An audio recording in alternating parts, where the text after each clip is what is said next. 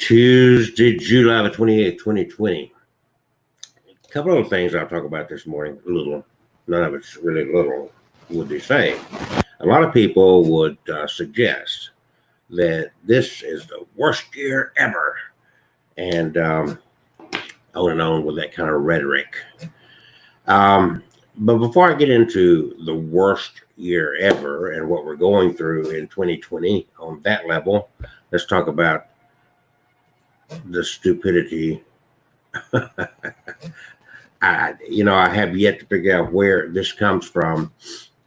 So the ABC board, as of yesterday, did a 120-day ruling that all bars, restaurants, clubs had to stop serving alcohol at 11, and all their patrons' drinks must be finished by 11:30.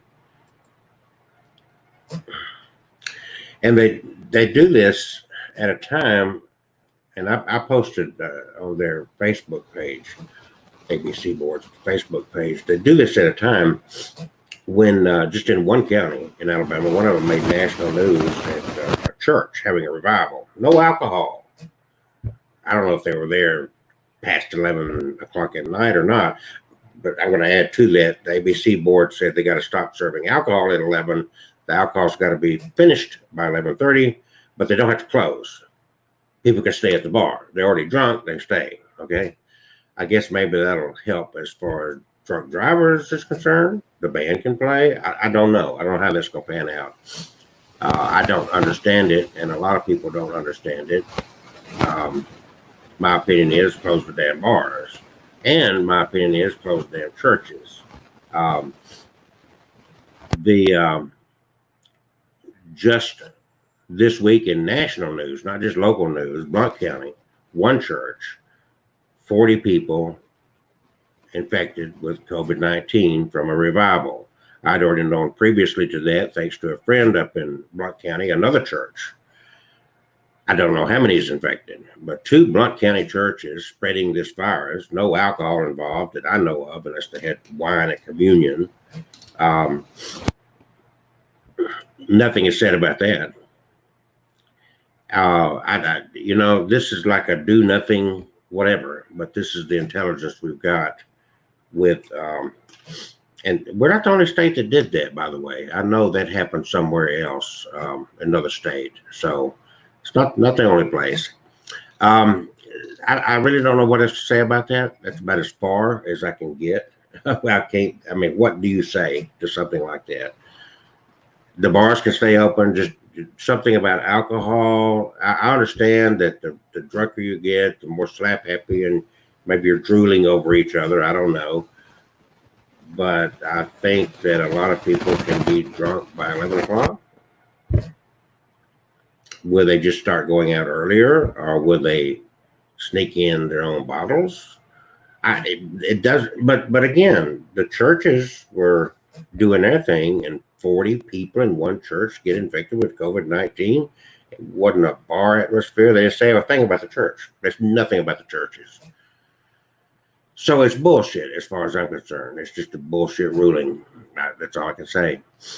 But anyway, to say that 2020 is the worst year ever is far. That shows more about how weak we are than it is about how bad this year is, because overall this year is not that bad. In the big picture, far from going down in history as the worst year. We'll go down in history as, no adults. Pardon me. Spoiled Americans who put haircuts, sports, and drinking in bars as more important than life itself. Let's just go over just a few short little things. I'm not even going to talk about the Inquisition or other things that's happened in world history, but let's start with 1348, when the Black Death took hold. 1348, the disease spread quickly along the Silk Roads and then across the trade routes crisscrossing the Mediterranean. In the space of just 18 months, it killed at least a third of the population of Europe. it seemed that the world was coming to an end. It don't even seem close to the world coming to an end. It just shows how spoiled we are. Some advised avoiding every fleshly lust with women, others that marching barefoot while flagellating would help. One writer in Damascus recorded that plague sat like a king on a throne and swayed with power, killing thousands every day. Dogs tore at the bodies of the dead that lay unburied in the streets. 1348, yeah. What about 1492?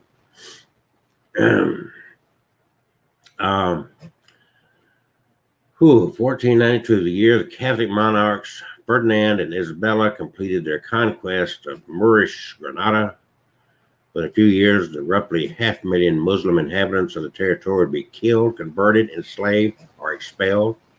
The kingdom also expelled its Jewish population, resident since Roman times, providing a blueprint for similar persecutions and expulsions in following years.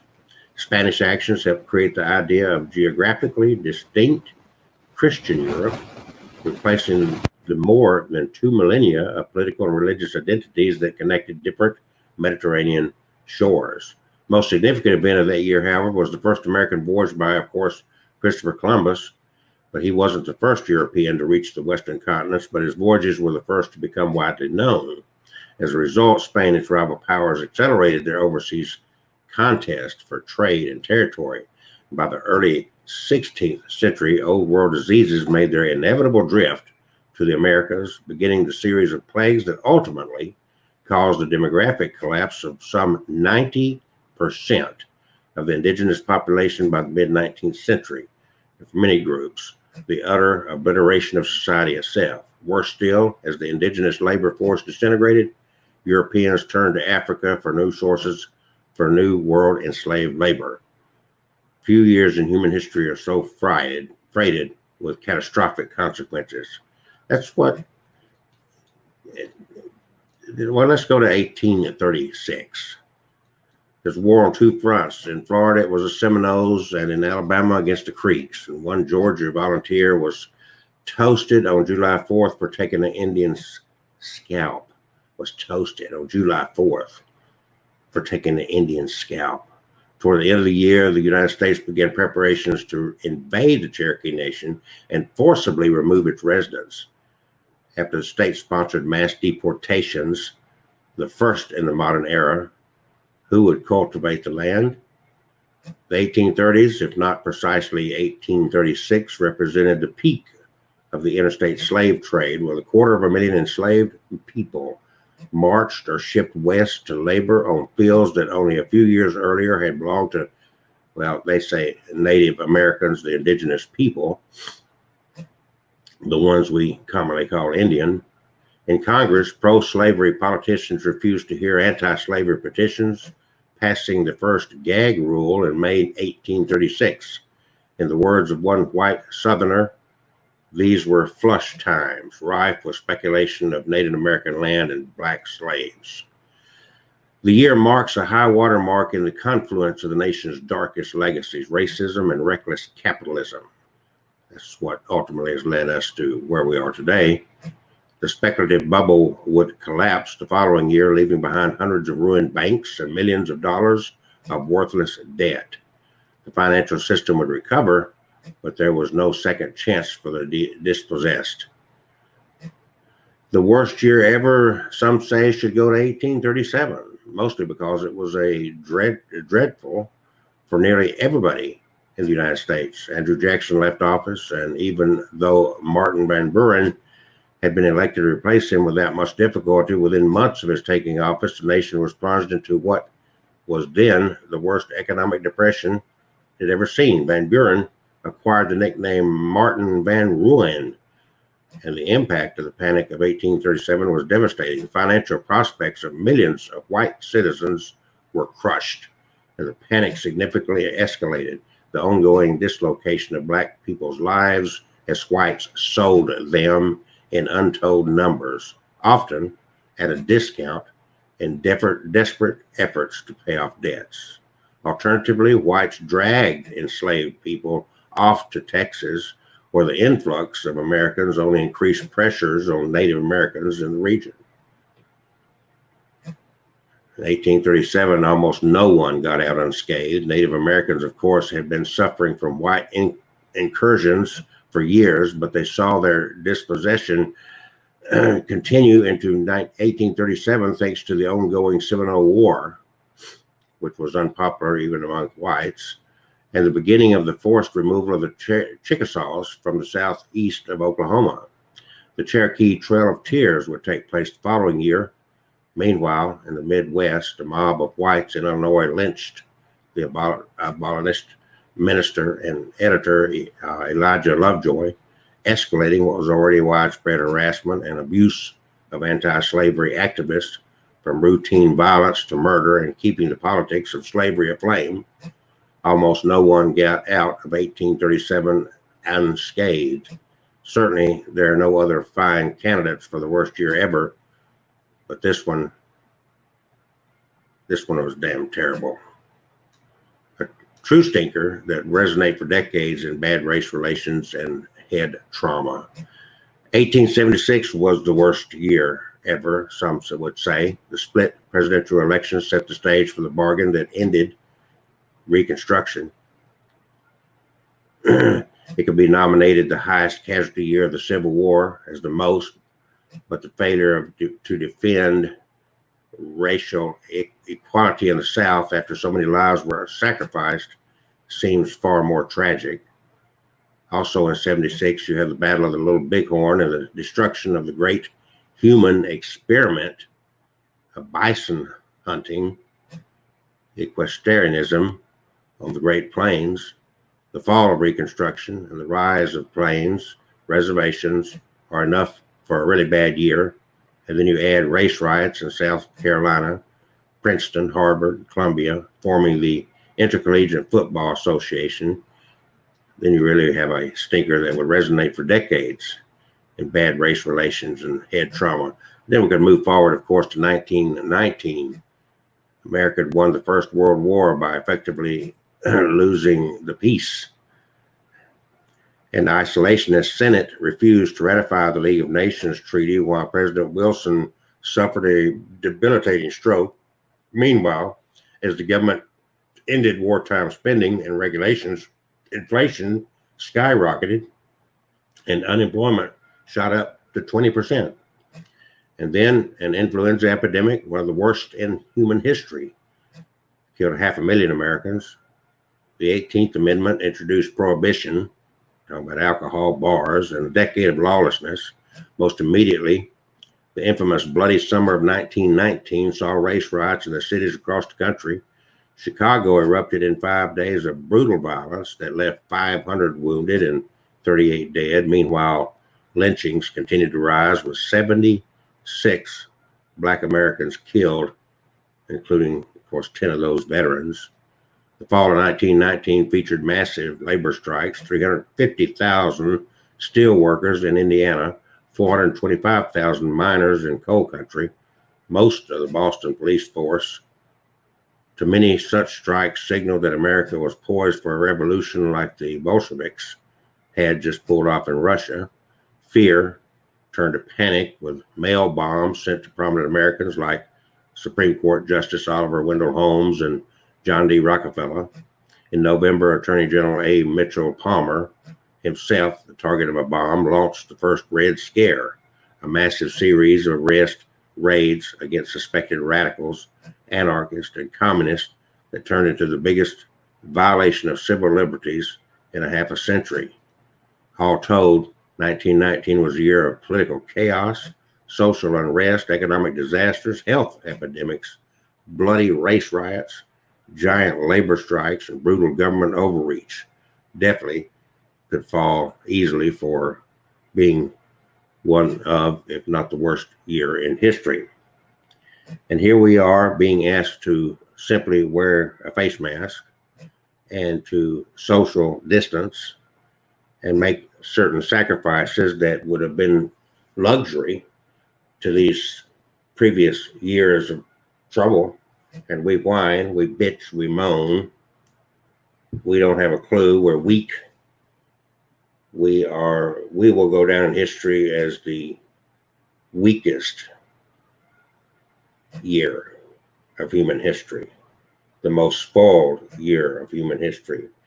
And it is showed more clearly this year than any subsequent years when humans really suffered, which there is some suffering, but nothing like in previous times. But yet we are whining and moaning because we have to stay home in our nice air-conditioned dwelling places.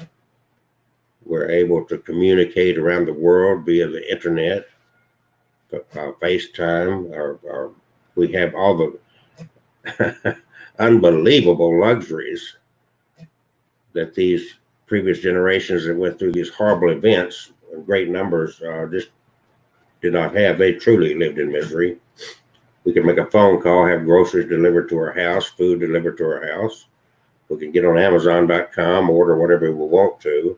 The government was about to give out its second stimulus check from, of course, our money. The government has no money.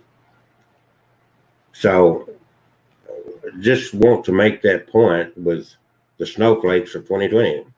It's not a year of heat. It's a year, the snowflakes are melting. How's that?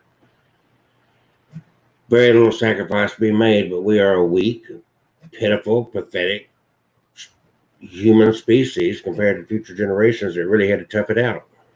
We are very spoiled. And that's just a few highlights in more recent history that I've pointed out there. And people don't see that. They're so stuck in their bubble. They're so self-centered. They're so self-absorbed. They're so arrogant that they cannot see what is really going on and how we fit into history with this little bit of whatever we're dealing with here this year. Truly very little suffering compared to what's taken place throughout human history. For those that Jewish want to read the Torah, Christians want to read the Old Testament, read what some of those people went through. Whether it's accurate history or not, or just stories. A lot of people take it as accurate history. Go read it. And then cry about what you're going through. Look what Job went through. Yeah, we're weak, very weak. All right, that's the story I'm taking right there. I want to share something real quick. And let me see. Hold tight. There we go. This is what I'm looking for. All right. So just to kind of get things started, maybe in a little bit different mode here, I'm going to end this little clip I made. Okay. Excuse me. Excuse me.